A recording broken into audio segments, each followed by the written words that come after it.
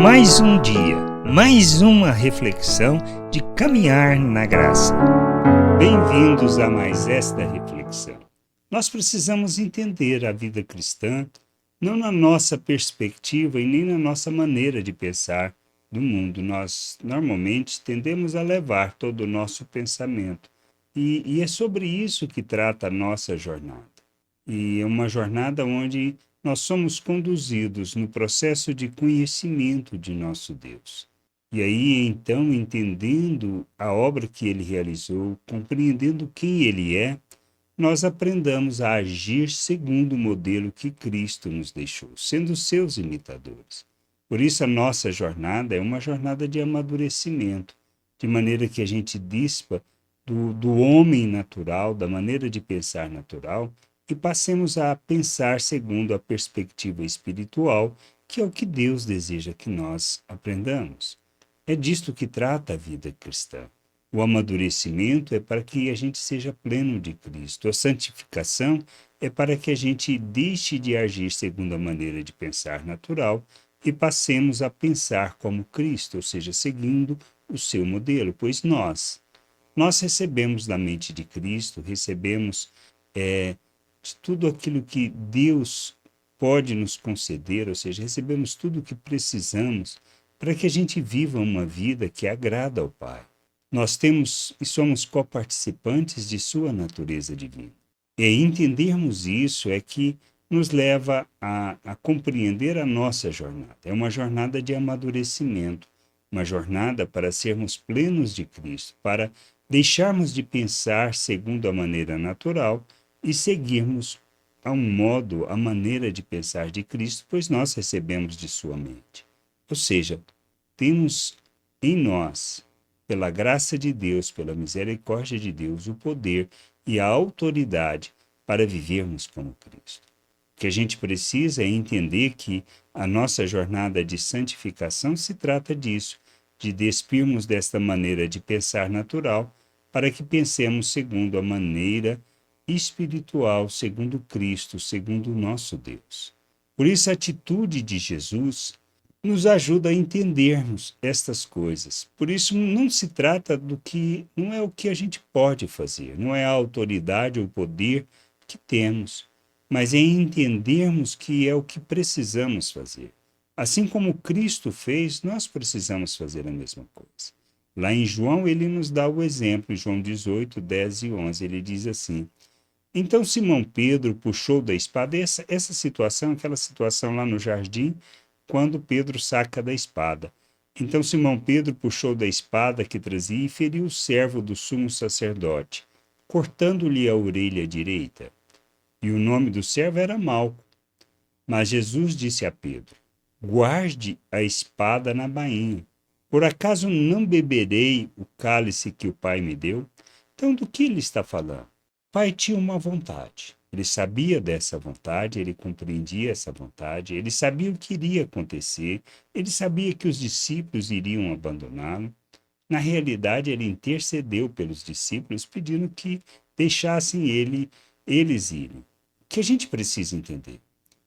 E temos também a situação onde o próprio Cristo fala, olha, se fosse para fazer o que precisa, será que Deus não enviaria legiões de anjos? Então, o que a gente precisa entender é isso. Muitas vezes não se trata do que a gente pode fazer ou do poder que a gente tem, mas de entendermos que temos que expressar a nossa autoridade. Conhecimento de Deus, o amor de Deus.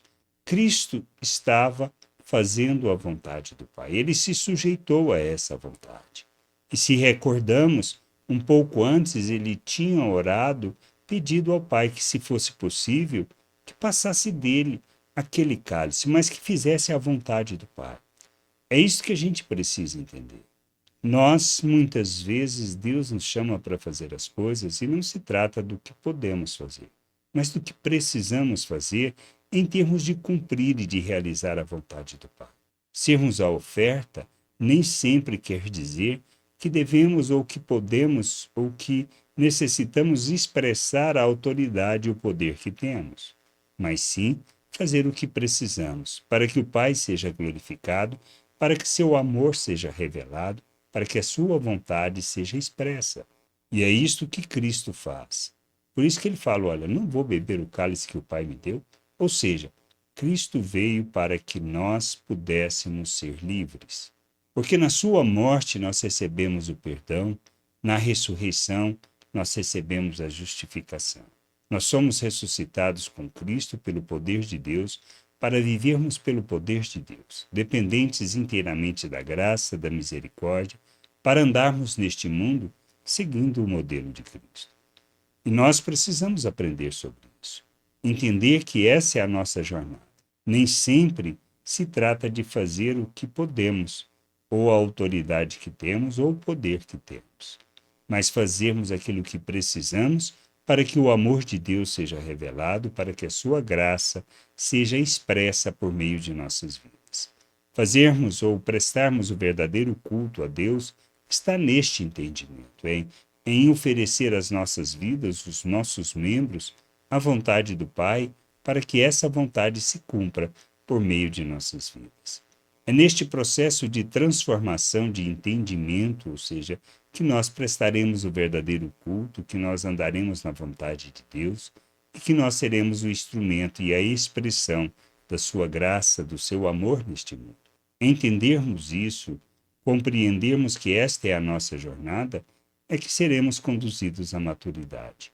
Que a gente possa entender e buscar o conhecimento por meio das Escrituras. Primeiro, nós precisamos de entendimento, o entendimento nos levará ao conhecimento de nosso Deus, ou seja, numa relação que expressa a vontade do Pai e que o revela ao mundo, enchendo assim a terra com conhecimento da sua glória. Que a gente possa buscar de todo o coração o conhecimento do Senhor, fundamentados nas Escrituras, para que a gente viva o reino de Deus segundo a sua vontade. Graça e paz sobre a tua vida. Amém.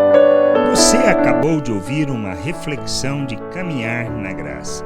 Se você gostou, curta, compartilhe, leve esta mensagem a outras pessoas, para que elas também possam compreender e entender a vontade de Deus. E leia as Escrituras, pois ela é a base, o fundamento para você julgar tudo o que você tem lido e aprendido acerca da vontade de Deus.